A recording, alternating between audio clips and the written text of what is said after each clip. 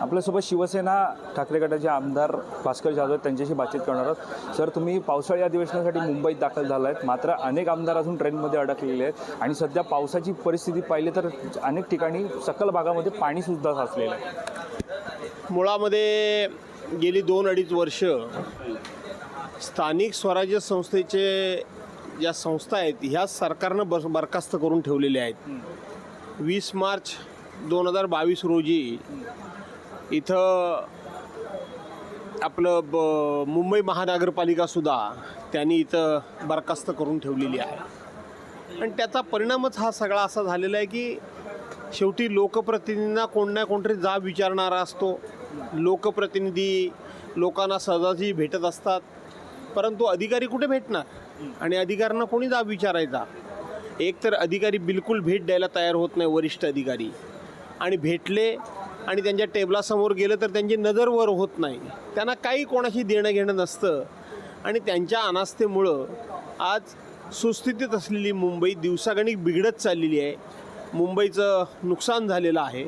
विद्यमान सरकारला जे 99,000 कोटी रुपये फिक्स डिपॉझिट ठेवलेलं होतं त्याच्यावरच विद्यमान सरकारचा आणि केंद्र सरकारचा डोळा आहे। यापेक्षा मुंबईकरांच्या जीवाचं किंवा जीवाशी खेळण्याचंच काम या सरकारचं सुरू आहे। केवळ पाहतोय की मुंबईकरांच्या जीवाशी खेळण्याचं चालू आहे तुम्ही म्हणताय, मात्र दर पावसाळ्यातली ही परिस्थिती आता निर्माण झालेली आहे। प्रत्येक पावसामध्ये पाणीच असतं।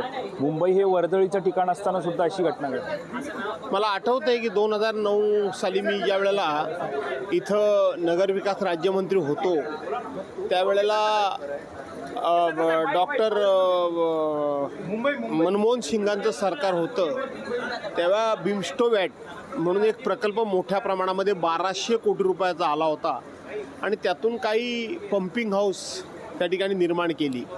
त्यानंतर मुंबई महानगरपालिकेनं काही ठिकाणी पंपिंग स्टेशन स्वतः उभारली आणि मुंबईतला बराचसा पाण्याचा निचरा त्या ठिकाणी होत होता। परंतु आता मुंबई महानगरपालिका ही लोकनियुक्त बॉडीच अस्तित्वात नसल्यामुळं विद्यमान सरकार आणि प्रशासनाचं पूर्णपणे दुर्लक्ष झालेलं आहे। एक प्रश्न, जरी सर तुम्ही रत्नागिरीतून कोकणातून आमदार असले तरी मुंबईमध्ये मोठी दुर्घटना घडली आहे, मोठी घटना घडली आहे। पुण्यातल्या कल्याणी नगरमध्ये जसा प्रकार घडला होता तसा हिट अँड रनचा प्रकार मुंबईतल्या वरळी परिसरात घडला। ज्या मतदारसंघामध्ये आपण पाहतोय आदित्य ठाकरे हे आमदार, त्याच्यातच पाहतोय भरधाव वेगाने गाडी आली आणि त्यांनी ठोकलं। आता संबंध असा आहे की ज्या राजेश शांची गाडी होती ते शिवसेनेच्या मुख्यमंत्री एकनाथ शिंदेंच्या शिवसेनेच्या पालघरचे उपनेते, त्यामुळे कुठेतरी आरोपी अजून फरार आहे, तो अजून पोलीस कस्टडीमध्ये आलेला नाही, मात्र राजेश शाट्टेत आहे। याला कुठेतरी राजकीय वलय लागल्याचं पाहायला मिळतं। आम्ही सभागृहामध्ये विरोधी पक्षाच्या वतीनं कायदा आणि सुव्यवस्था या विषयावर 293 अन्वये प्रस्ताव आणलेला आहे। त्या प्रस्तावावर जर मला बोलायची संधी मिळेल तर मी बोलणारच आहे, परंतु आपण पुण्याचं उदाहरण दिलं, अगरवाल प्रकरण, हिट अँड रन हे प्रकरणाचा उल्लेख दिला। तात्काळ तिथं गृहमंत्री पोचले, त्याच्यानंतर सभागृहामध्ये गृहमंत्र्यांनी अतिशय बेमालूमपणे पोलिसांनी आमच्या किती कर्तव्यदक्षपणे काम केलं हे सांगण्याचा प्रयत्न केला, परंतु वस्तुस्थिती तशी नाही आहे। स्वतः गृहमंत्री तिथं का पोचले, कशाकरता पोहोचले याचंसुद्धा कधीतरी गृहमंत्र्यांनी खुलासा करण्याची गरज आहे। तशाच प्रकारे आता जे वरळीला प्रकरण घडलं ते मुख्यमंत्री महोदयांच्या पदाधिकाऱ्याशी संबंधित आहे।